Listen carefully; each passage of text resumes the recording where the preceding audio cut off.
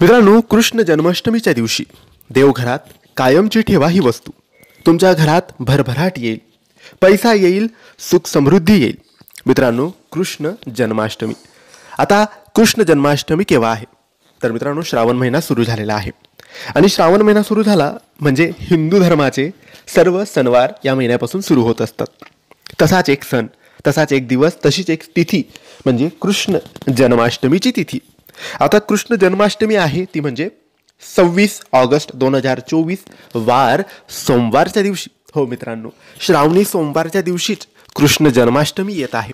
म्हणून हा दिवस अत्यंत प्रभावी, अत्यंत समृद्धीधारक आणि खूप पवित्र आणि मोठा दिवस मानला जाईल. 26 ऑगस्ट सोमवारच्या दिवशी श्रीकृष्ण जयंती, श्रीकृष्ण जन्माष्टमी आहे.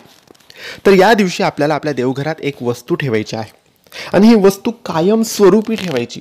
जोपर्यंत आपल्या घरात इतर देवांच्या मूर्ती, इतर देवांचे फोटो आहे, तोपर्यंत आपण ही वस्तू ठेवायची आहे आणि आपल्या आयुष्याच्या शेवटपर्यंत आपण या वस्तूचे पूजन करायचे आहे. आता ही वस्तू श्रीकृष्णाची वस्तू आहे आणि ही वस्तूचे पूजन जर आपण आपल्या घरात केले तर आपल्या घरात सुख समृद्धी नांदते, आरोग्य चांगले राहते, आपल्या घरात भरभराट येते, आपल्या घरात पैसा येतो, बरकत राहते आणि सगळं काही व्यवस्थित, सुरळीत, सुख समृद्धीने होतं, शांतता घरात नांदते. म्हणून ही वस्तू आपल्याला ठेवायची आहे आणि ही कृष्णाची आवडती वस्तू आहे. आता ही वस्तू कोणती? तर मित्रांनो, ही वस्तू आहे बासुरी. हो, कृष्णाची बासुरी आणायची आहे. छोटीशी बासुरी मिळते जी फक्त पूजेसाठी वापरली जाते. ही बासुरी आपल्याला आणायची आहे किंवा ही चांदीची सुद्धा बासुरी आपण आणू शकतो.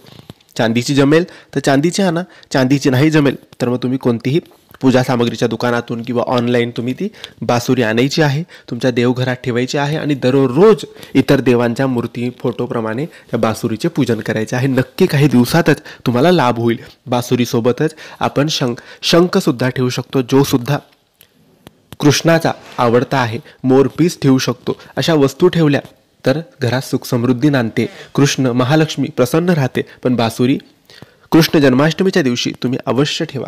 तर मित्रांनो, माहिती तुम्हाला आवडली असेल तर लाईक आणि शेअर करा.